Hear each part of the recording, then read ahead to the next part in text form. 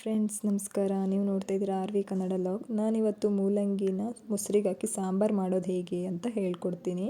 ಕ್ಲೀನಾಗಿ ತೊಳೆದಿಟ್ಕೊಂಡಿರೋ ಮೂಲಂಗಿನ ಈ ಥರ ಜಜ್ಕೋಬೇಕು. ಇಷ್ಟು ಸಣ್ಣದಾಗಿ ಜಜ್ತಾ ಇದ್ದಾರೆ ನೋಡಿ ಅತ್ತೆ.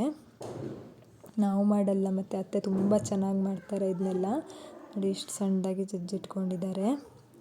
ಈ ಥರ ಜಜ್ಜಿಟ್ಕೊಳ್ಬೇಕು.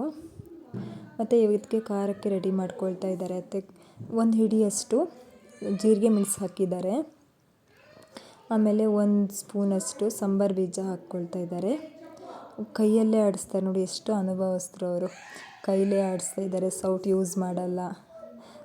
ನಾವೆಲ್ಲಾದರೆ ಸೌಟ್ ಯೂಸ್ ಮಾಡ್ತೀವಿ, ಅವ್ರು ಸೌಟ್ ಯೂಸ್ ಮಾಡ್ತಾ ಇಲ್ಲ ನೋಡಿ. ಮತ್ತು ಒಂದು ಅರ್ಧ ಸ್ಪೂನಷ್ಟು ಜೀರಿಗೆ ಹಾಕ್ಕೊಳ್ತಾ ಇದ್ದಾರೆ. ಒಂದು ಅರ್ಧ ಸ್ಪೂನ್ ಸಾಕು. ಜೀರಿಗೆ ಹಾಕ್ಕೊಂಡು ಮತ್ತೆ ಅವ್ರ ಕೈಯಲ್ಲೇ ಆಡಿಸ್ತಾರೆ. ತುಂಬ ಅನುಭವಸ್ಥರು, ಅವಾಗಿಂದ ಎಲ್ಲ ಮಾಡಿ ತುಂಬ ಚೆನ್ನಾಗಿ ಮಾಡ್ತಾರೆ ಈ ಸಾಂಬಾರನ್ನ. ತುಂಬ ಟೇಸ್ಟಿಯಾಗಿ ಮಾಡ್ತಾರೆ ಅವರು. ಆಮೇಲೆ ಒಂದು 10 ಎಸಲಷ್ಟು ಬೆಳ್ಳುಳ್ಳಿ ಹಾಕ್ಕೊಂಡಿದ್ದಾರೆ. ನಮ್ಮ ಕಡೆ ಇದು ಸಿಗುತ್ತೆ ಸಾಂಬಾರ್ದು ಸೊಪ್ಪು ಅಂತ, ಅದನ್ನ ಹಾಕ್ಕೊಳ್ತೀವಿ. ನೀವು ಕೊತ್ತಂಬರಿ ಸೊಪ್ಪು ಹಾಕೋಬೋದು. 1 ಸ್ಪೂನಷ್ಟು ಅರಿಶಿನ ಪುಡಿ ಹಾಕ್ಕೊಂಡಿದ್ದಾರೆ. 1 ಇಂಚಷ್ಟು ಶುಂಠಿ ಹಾಕ್ಕೊಳ್ತಾ ಇದ್ದಾರೆ. ಮಿಕ್ಸಿ ಮಾಡ್ಕೊಳ್ತಾ ಇದ್ದಾರೆ.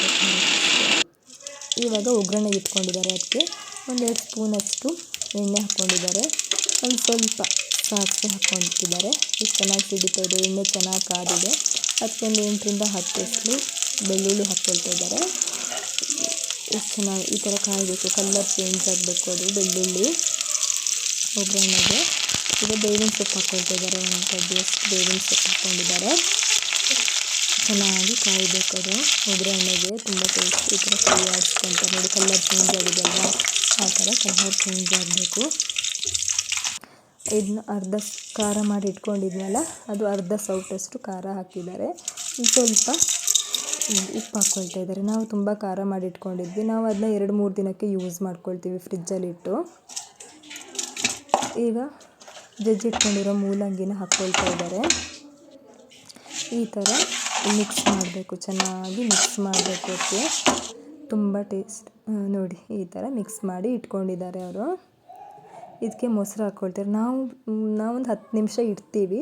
ಇಡದೇ ಇದ್ದರೂ ತೊಂದರೆ ಇಲ್ಲ, ತಕ್ಷಣ ಮೊಸರು ಹಾಕೋಬೋದು. ನಮ್ಮ ಮನೇಲಿ ಅತ್ತೆ ಒಂದು 10 ನಿಮಿಷ ಇಟ್ಟು ಈ ಥರ ಮೊಸರು ಹಾಕ್ಕೊಳ್ತಾರೆ ನೋಡಿ. ಈಸಿ ಸಾಂಬಾರು ಅಂದರೆ ನಮಗಿದೆ. ಚೆನ್ನಾಗಿ ಮಿಕ್ಸ್ ಮಾಡಿಕೊಂಡು ಟೇಸ್ಟ್ ನೋಡಿ. ಉಪ್ಪು ಬೇಕು ಅಂದರೆ ಉಪ್ಪು ಹಾಕೋಬೋದು. ಖಾರ ಇನ್ನೊಂದು ಸ್ವಲ್ಪ ಬೇಕು ಅಂದರೂ ಖಾರ ಹಾಕ್ಕೊಳ್ಬೋದು. ತುಂಬ ಈಸಿ ಸಾಂಬಾರು. ನಮ್ಮ ಮನೇಲಿ ಸಾಧಾರಣವಾಗಿ ಬ್ಯುಸಿ ಇದ್ದಾಗ ನಾವು ಸಾಧಾರಣ ಇದೇ ಸಾಂಬಾರನ್ನ ಮಾಡ್ತೀವಿ. ಮಕ್ಕಳೆಲ್ಲ ಸ್ವಲ್ಪ ಇಷ್ಟಪಟ್ಟು ತಿಂತವೆ. ಮತ್ತು ಮೂಲಂಗಿ, ಹಸಿ ಮೂಲಂಗಿ ನಿಮ್ಗೆ ಗೊತ್ತಿರೋ ಹಾಗೆ ತುಂಬ ಆರೋಗ್ಯಕ್ಕೆಲ್ಲ ಒಳ್ಳೆಯದಲ್ವ. ಜೀರ್ಣಕ್ರಿಯೆ ಎಲ್ಲ ಚೆನ್ನಾಗಾಗುತ್ತೆ. ತುಂಬ ಜನ ಹಾಗೆ ಹಸಿ ಮೂಲಂಗಿನ ತಿಂತಾರೆ. ನಮ್ಮ ಮನೇಲಿ ನೋಡಿ ಮಕ್ಕಳಿಗೆಲ್ಲ ತುಂಬ ಇಷ್ಟ. ಹಾಗಾಗಿ ಮಕ್ಕಳಿಗೆ ಸಾಮಾನ್ಯವಾಗಿ ಮಾಡಿಕೊಡ್ತೀವಿ ನಾವು. ತುಂಬ ಟೇಸ್ಟಿಯಾಗಿರುತ್ತೆ. ನೀವು ಟ್ರೈ ಮಾಡಿ ಮನೇಲಿ. Thank you.